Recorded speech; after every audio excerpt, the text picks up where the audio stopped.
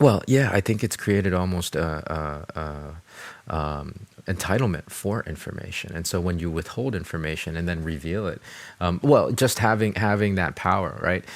You're really playing into people's need and thirst for information, and withholding it keeps them wanting more.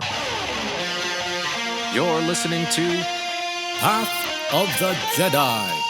with your host, Ronnie Cruz. All right, welcome to Path of the Jedi, the podcast where Star Wars meets personal development. My name is Ronnie Cruz, your host for this befuddled adventure. Actually, it probably should be befuddling adventure, proper tense. I don't know, whatever. You guys know what I mean. Befuddled. This is the is the word that I'm using this week. Befuddled because I am feeling a little befuddled. Well, mostly because of lack of sleep. I just got back from my company's annual conference, my network marketing company, Yoli. We had our annual conference in Salt Lake, and I was out there for 6 days. And those events are amazing. They're incredible. I get to see my dear friends from the company. I get to hang out with my team. I get to see and learn new things at the conference itself. But they're incredibly tiring. They're long days. It's nonstop. It's always go go go. And then of course add to that kind of my role and my prominence as a leader in the company. Outside of just attending the conference, I have to expend a lot of energy in the field, right? Like answering questions and things like that, spending time with teams and even with individuals. So yeah, just got back. Well, actually, I'm still here at my parents' place. Got back this morning, and I'm feeling still pretty wiped. So I'm not I'm not firing at all. Firing at all cylinders up in my mental capacity. Like I'm feeling still pretty drained. So I like watching this episode of Andor. It's been hard to kind of piece a cohesive theme together for today's talk. Also, too, befuddled because I feel like Andor, this episode in particular, episode 5 especially, I don't know. I think for me it raises so many questions. Like. The beauty of the show is that it's just kind of only giving us information and the things, pieces of the story to keep us wanting more, right? It gives us just enough to keep us wanting more. And we're discovering this almost in real time as Cassian is discovering things. I mean, there's a lot between him and the rest of the rebels that are still kind of unspoken and withheld, right? It seems like anyways. And so, yeah, it's like, as I watch this, and then there's all the other stories that's currently happening as well. There's so much in play right now. It's like, where is this all going to go? And like, I have no idea. I feel almost lost. And so it's hard for me to kind of piece things together clearly. It's hard for me to think about things clearly. So that's why befuddled, right? That's why befuddled. And it really goes well with this particular episode of Andor, episode 5. Because like it's almost at the height, and well, I don't know. We'll see what happens in the next episode, but you really get to see how important information is and what's withheld and the levels of deceit. Because again, like, as I've said, I really see this as a crime drama. And now that we know they're going to heist, they're going to hijack the payroll. Like they're hijacking, I don't know, X amount of credits. It's a lot of credits from the garrison, from the Imperial garrison. So it's a heist film on top of that, right? So it's a crime drama heist film, and naturally necessitates a lot of deceit and back dealings and dirty dealings and secrets, right? So definitely a lot in play, and I think that's the thing about the show, right? It gives us just enough information, just enough story to keep wanting more, and when they reveal something in an episode, it's enough to like it answers some questions every episode, but raises even more questions, and so that's kind of how it feel like it's accelerated, and now that I'm on episode 5, I'm like I have more questions than when we started. So It's been fun. It's been fun, and it might speak to why this particular show, Andor, has, at least from what I've seen and heard, it seems to have been really well received by audiences. I think, it naturally. I think, yeah, like the humans love reveals, right? Humans love getting information in that way, like it. So I think it's really played on that tendency, and which is why people have loved this show. It's an interesting thing. Just as an aside, I just did an episode in my other podcast and my other show, Path of the Network Marketer, talking about information and how, obviously this is nothing new. This is not a groundbreaking idea. We have information at the palm of our hands. We literally have access to all the information through human history in one Google search, right? We can access any information that we're looking for. I think that has created. Well, yeah, I think it's created almost entitlement for information, and so when you withhold information and then reveal it, well, just having that power, right? You're really playing into people's need and thirst for information, and withholding it keeps them wanting more, and to see if you're going to give it to them, and so yeah, there's a whole psychological thing happening there, which I might talk about here later in the show. But yeah. Well, I mean, yeah, it's how this all plays out, right? This how all plays out in this episode. You see the various kind of storylines happening, and the levels of information as being control, right? Obviously, with Cassian and the band of rebels, it's more of a protective thing that they're withholding information from each other. I mean, obviously, Cassian's withholding information from them. They've withheld information from Cassian. Yeah, it's a level of, okay, so yeah, I have to protect myself. I don't know these individuals very well. We just met a couple of days ago, whatever the situation is. So there's that. But then there's also, like, in the bureaucracies that we talked about in the last episode, with the empire, and with these corporate conglomerates, these large, massive corporations, the bureaucracy. I mean, you're only getting information that's at your pay grade. Obviously, you're not going to get anything, any information or insight into company operations any higher than that, right? All right. So information definitely is. There's a level of power and control with that, whether it's personal information or bureaucratic information, corporate information.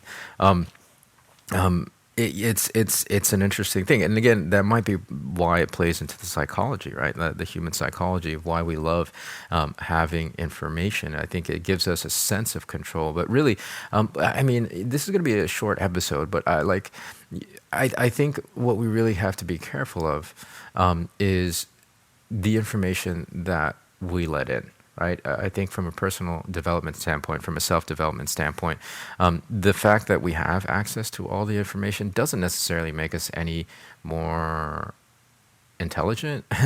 Definitely doesn't necessarily. I mean, okay, we might be more informed, but again, that doesn't mean that we need to be informed all the time.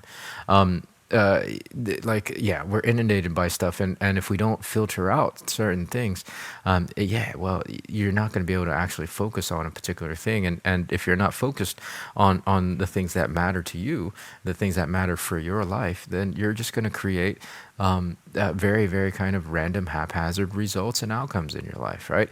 So really be mindful of this thirst for information. One of the things that in the convention at this annual conference that I was attending for Yoli, the statistic was that humans now have a 7-second attention span now, I think is what it was, which is shorter than the normal goldfish. The average goldfish, I think they calculated as having 9 or 10-second attention spans. So yeah, like that just goes to show you our information, our access to information is awesome, because yes, it does give us the sense of having a little bit more control, a little bit more power. But it's actually the other way around. The information is what ends up controlling us, and what ends up having power over us, because for our thirst for it. And beyond that, yeah, our focus becomes so scattered that our lives, the results in our lives, the outcomes in our lives are so become scattered as well. So really hone in, really just figure out the things that you want to focus on and filter everything else out. You'll be amazed. There's very few things that you actually need to know that's pertinent to your life, that's pertinent to what matters for you, what matters for your family. There's very little, right? Like there's only a handful of things, and I think once you really kind of hone in on that, you can become much more picky and choosy about what information you let in. I don't know if I've talked about this in the past before in past episodes, but our brains are computers. They're supercomputers, and if we're not careful with the information that we're uploading into this amazing supercomputer, it's going to produce the results that are the result of the information and the data and the programming that we upload. And if we're not careful about it, then we're not going to be able to create any predictable outcomes in our lives. So yeah, be really mindful of that. Be really mindful for that entitlement feeling that you need to know certain things where those things actually don't matter and have zero pertinence to what you need to do and what you need to take care of in your life. Yeah. So that's kind of the message, and we see that again. We see that here in the show. The information is control. Information is used not only in the show. It's used by Cassian, like withholding, how he got there in the first place. That was finally revealed to the band of rebels. He finally revealed in this episode that he was paid to be there. He's not there because he's a freedom fighter. He's not there because he believes in the cause. He was paid to be there, right? And that was a big major point of contention. On the other side, they revealed to him a certain aspect of the mission that they had absolutely no idea about, and he was like, "What? You guys don't know how to fly this freaking ship that we're supposed to escape in? Forget it. I'm gonna fly this ship. I don't care what you say. I'm gonna fly it because you guys did not tell me that you don't even know how to handle this." So there's like all this withholding of information, and the result obviously is the lack of trust. But same token, the control of that information. Again, the show. I think purposefully, and well, if not, it's just genius, beautifully written, instinctively beautifully written. But I think I would like to think that it was purposely written this way to only reveal certain amounts of information. Again, to keep us wanting more, to keep us thirsty for those things, right? So yeah.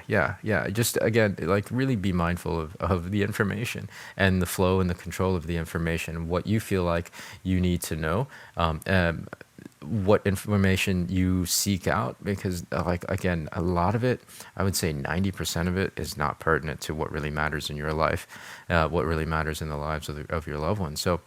That's it. That's a short episode today. Again, I am a little befuddled. I'm still tired from my trip. Yeah. That'll be my message for today. I really appreciate you guys' patience with me as I travel. It's just a crazy time of year, and then of course I've got the other show that I'm juggling as well. But we'll have a better not even, I don't want to say better, but we'll have a more substantial episode for you guys next week. So thanks for tuning in. Oh, I can't do an episode without doing the shout out. All right, this week's shout out goes to a dear friend of mine, Mr. Kinau Tollefson. That's right, Kinau Tollefson. All right, so the backstory with Kinau and I, he was actually someone that I still look up to him, but I early in my career as a network marketer, I definitely very much looked up to him. He was a prominent leader, just a legend in the profession. Amazing wisdom, amazing. He's just a guy that's full of heart. And he's really good at what he does, right? Like he's an amazing network marketer because of that. And so I've learned so much from him over the years, and he's really I want to say that a lot of so much of what I've learned and developed into myself as a leader came from stuff that I've learned from Kinao, and this is the amazing example that he set.